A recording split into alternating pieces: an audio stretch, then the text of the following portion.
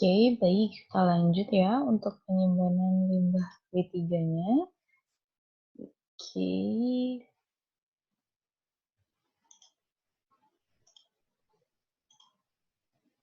Oke. Nah, penyimpanan limbah B3 itu harus merupakan daerah yang bebas banjir ya. Seperti ini, atau daerah yang dipahami melalui pengurukan sehingga aman dari kemungkinan terjadinya banjir. Jarak lokasinya dengan fasilitas umum harus adalah minimum 50 meter. Kemudian dilengkapi dengan sistem penangkal petir dan pada bagian luar diberi penandaan simbolnya. Ini apa saja yang ada di dalam tempat penyimpanan limbah B3 atau TPS B3 ini ya. Oke. Dia harus bisa seperti ini ya, harus bisa terlindungi dari masuknya air hujan. Dia dibuat tanpa plafon dan memiliki sistem ventilasi udara yang memadai dan memiliki sistem penerangan yang memadai. Oke, kemudian tumpukan, kalau kita mau menumpuk ya di dalam TPS itu, kita harus menumpuk dengan palet. Palet itu yang bentuk kotak itu loh, kotak. Kalau kita biasanya mau, kalau misalkan kalian pernah masuk di warehouse ya, itu ada palet untuk menumpuk barang-barang, itu maksimum 3 tumpuk ya. Kemudian lantai bangunan penyimpanan harus kedap air, karena nggak boleh ada air yang masuk. Ya, oke, jadi kalau misalnya ditumpuk, ini harus ada palet ini ya, dan itu maksimumnya adalah 3 tumpuk. Oke. Kemudian TPS B3 itu juga harus dirancang terdiri dari beberapa bagian penyimpanan.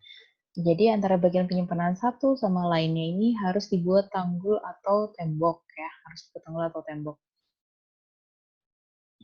Oke.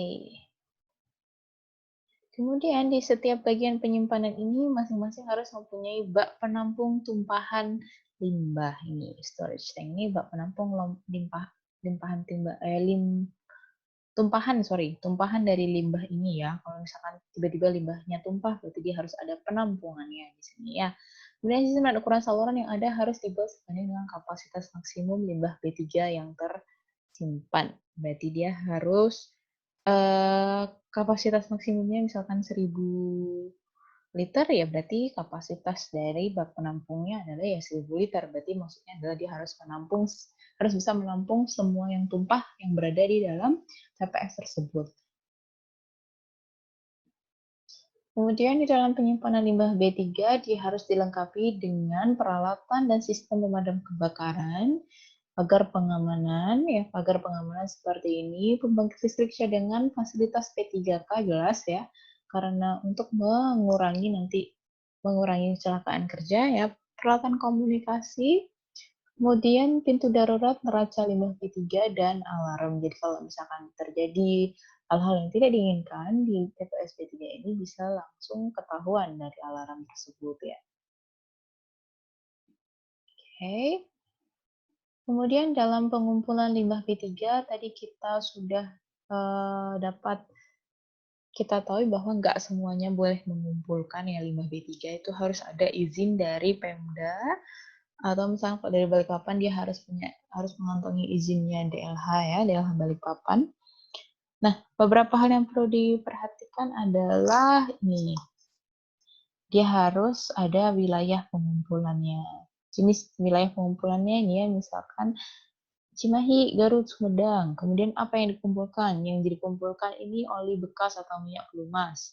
Wadah pengumpulannya apa? Wadah pengumpulan dia punya 1 unit bak penampung.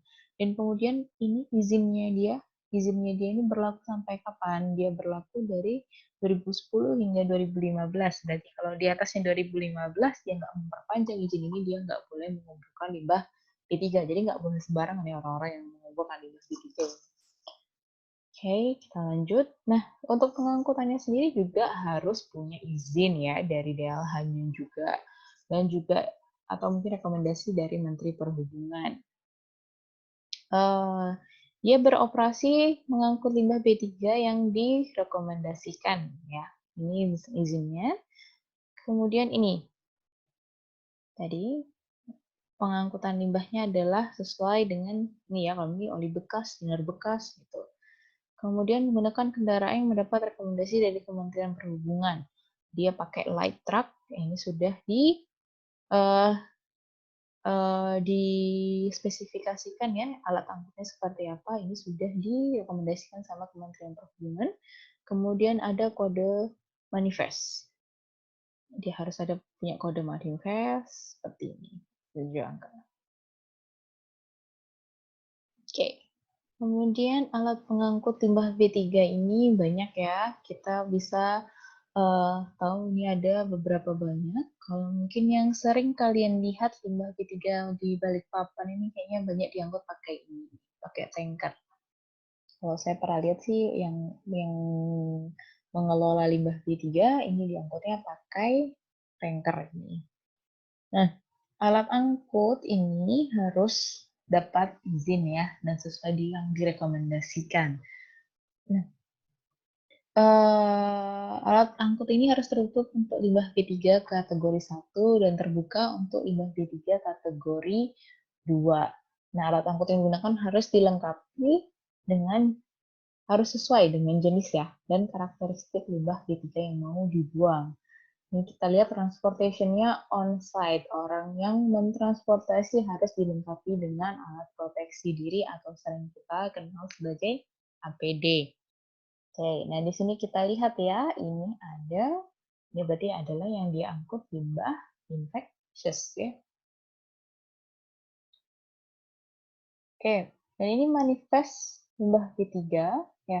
Manifestnya ada 7 lembar untuk angkutan satu moda dan 11 lembar untuk angkutan antar moda. Oke. Jadi dia terdiri dari 3 bagian. Yang pertama adalah yang diisi oleh penghasil atau pengumpulnya. Kemudian yang kedua adalah untuk pengangkut. Yang ketiga adalah untuk pengolah pengumpul pemanfaat. Nah, manifest limbah B3 ini orang yang ngurusin ambil dia harus tahu bahwa dokumen limbah B3 ini harus ada untuk perusahaan-perusahaan yang menghasilkan limbah B3 ya. Oke, kalau ada orang yang mau memanfaatkan limbah B3, dia jelas harus punya izin dari DLH Balikpapan. Nah, apa yang perlu diperhatikan? Dia langsung harus menuju jenis limbah apa. Jadi kalau misalkan dia jenis limbahnya abu, dia tiba-tiba ngolah diesel atau bekasnya minyak itu juga minyak pelumas, nggak boleh. Nggak sesuai dia. Kemudian metode pemanfaatan limbah B3-nya seperti apa? Kemudian seperti yang tadi dia harus punya masa berlaku izinnya. Oke. Dan yang mau mengolah sama ya, dia harus punya izin dari KLHK atau DLH. Kemudian beberapa hal yang perlu ini adalah jelas jenis limbahnya, metode pengolahannya, masa berlaku izin, dan hasil pengolahannya itu apa. Oke. Nah, bagaimana sih caranya hazardous waste dispose atau B3? Yang pertama kita bisa memblending atau mencampur dia dengan fuel atau dengan bahan bakar ya. Dengan bahan bakar adalah untuk yang hazardous atau yang tidak hazardous itu bisa diblend dengan sumber bahan bakar itu pada ini ya, pada cerobong asap ya, atau di power plant. Yang berikutnya mungkin bisa kita solidifikasi. Jadi, limbah B3 yang kita dapat itu dimix sama semen ya, biar kontaminannya itu jadi solid, tidak bergerak-gerak. Kemudian microencapsulation.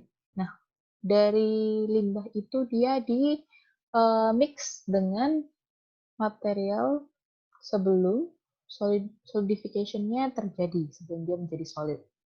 Kemudian incineration itu harus terlakukan dengan benar ya, karena Anda tahu sendiri bahwa incineration atau pembakaran harus bisa menghasilkan yang lainnya ya, limbah yang lain. Jadi kita harus benar-benar memperhatikan. Dan apalagi kalau dia limbah B3-nya yang flammable, itu bahaya. Nah, kemudian landfill.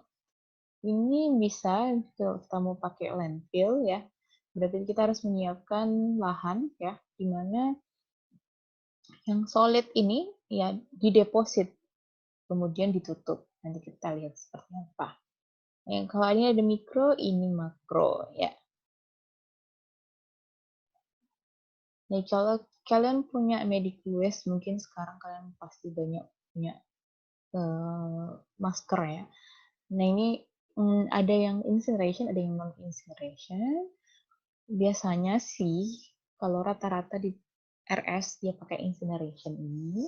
Kemudian kalau nggak pakai incineration dia bisa pakai thermal, di autoclave atau di microwave, atau bisa pakai kimia atau bisa pakai enzim untuk mengatasi medical waste-nya yang dihasilkan ya. Oke, jadi penimbunan limbah B3 itu juga harus punya izin dari limbah B3. Punya izin dari DLH, maaf ya, atau KLHK. Nah, ini misalkan seperti ini dia harus memenuhi kriteria. Ya, dia tidak memiliki kandungan organik yang lebih dari 10%, dia nggak bersifat mudah terbakar, mudah meledak, reaktif, dan infeksius. Kalau yang mau ditimbun, dia tidak bersifat radioaktif dan tidak dalam bentuk cair, termasuk yang dalam bentuk lumpur. Karena kalau lumpur itu berarti dia antara cair dengan padat ya.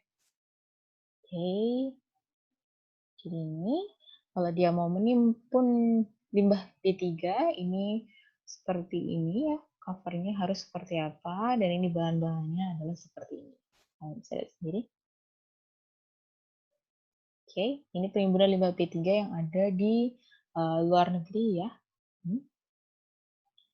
Oke, kita lanjut ke K3 di slide berikutnya. Di video berikutnya.